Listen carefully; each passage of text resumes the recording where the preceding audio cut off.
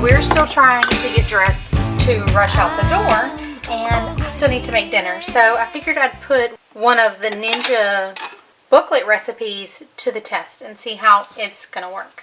So we're going to make the chicken burrito bowl tonight. We're going to toss this all in really quickly, get it cooking, and finish getting ready.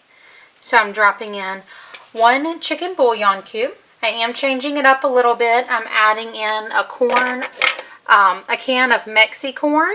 And we don't have any black beans, which is unusual, but we don't.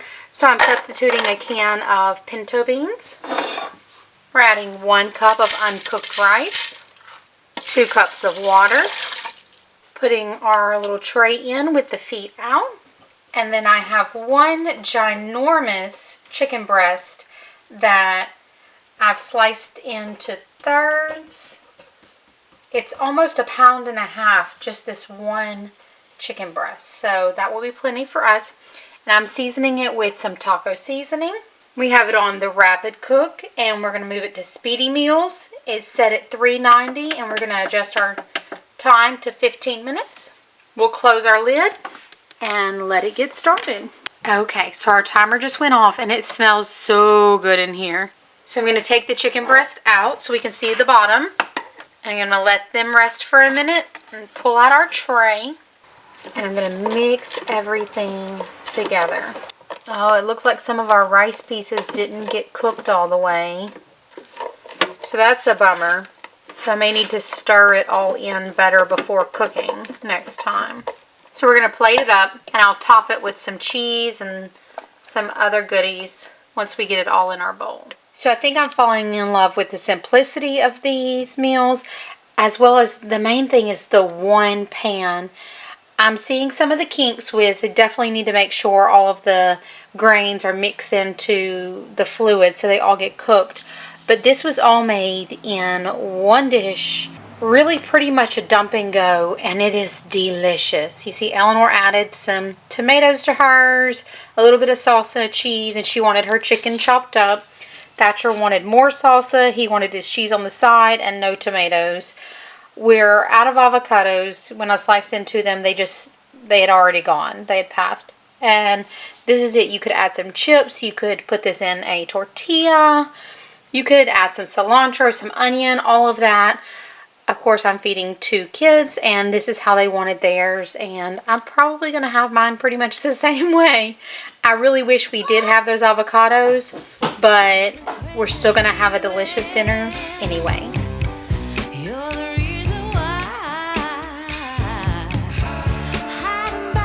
Alright y'all, here we go with another one of the speedy meals. Tonight we're doing breakfast for dinner, so we're going to do the cheesy grits and eggs. And we're following it almost to a T.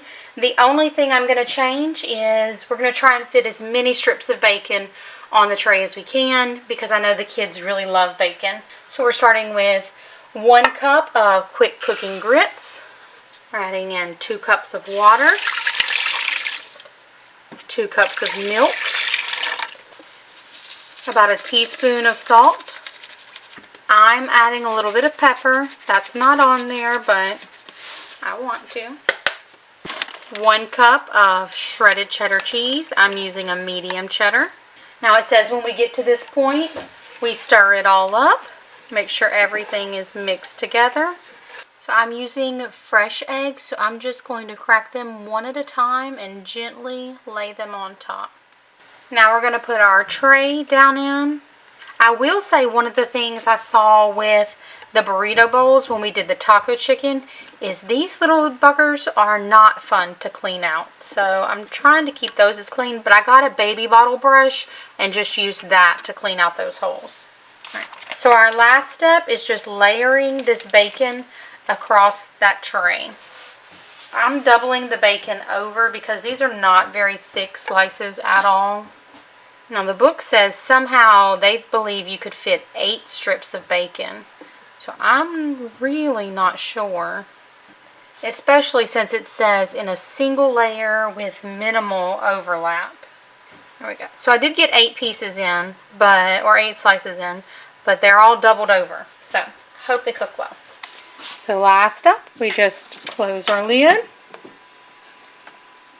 power, Temperature down to 375 and time down to 10 minutes. And start. Alright, I'll see y'all back soon. We'll see if it cooked everything through, if the bacon was cooked. The eggs, I'm hoping, will be over medium with the white cooked but runny center. So we shall see. Fingers crossed. Ooh, our bacon is nice and crispy. It definitely shrunk down. So we're going to remove our bacon. It says to gently pull out the eggs and then mix the grits all together. So we're going to do that, plate it up, and see if everything got cooked through to our liking. So definitely not over medium eggs. I'm actually having a hard time distinguishing where our eggs are because the yolks aren't sitting right on top. I'm just going to kind of scoop in the direction that I know I placed them. Well, that didn't work. And it looks like the eggs cooked all the way through anyway. So you see how they're, that's an egg yolk right there. And it's done all the way through. So I'm just going to chop it all together and mix it. Instead of worrying about, I mean, they're already all cooked and we're not getting that yolk that we were hoping for. So that recipe does not go how they say. And look, it looks like there was a little hot spot on the bottom of the pan. That may be a spot where some cheese was or something. We're not sure. We'll plate it up and we'll taste test.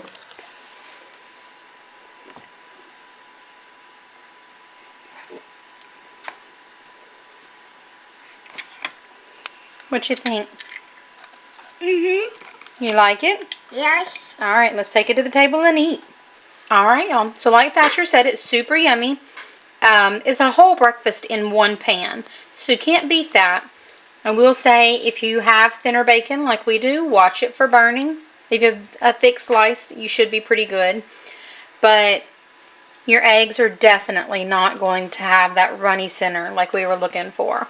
So that part's sad, but we'll still enjoy it either way. We're going to add a little bit more butter to our grit, or add a little bit of butter since there's none to begin with.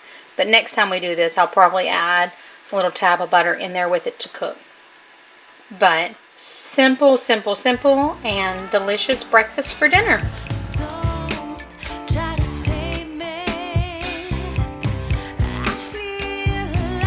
Alright, so the kids are home and already screaming for dinner, so we're going to get it started.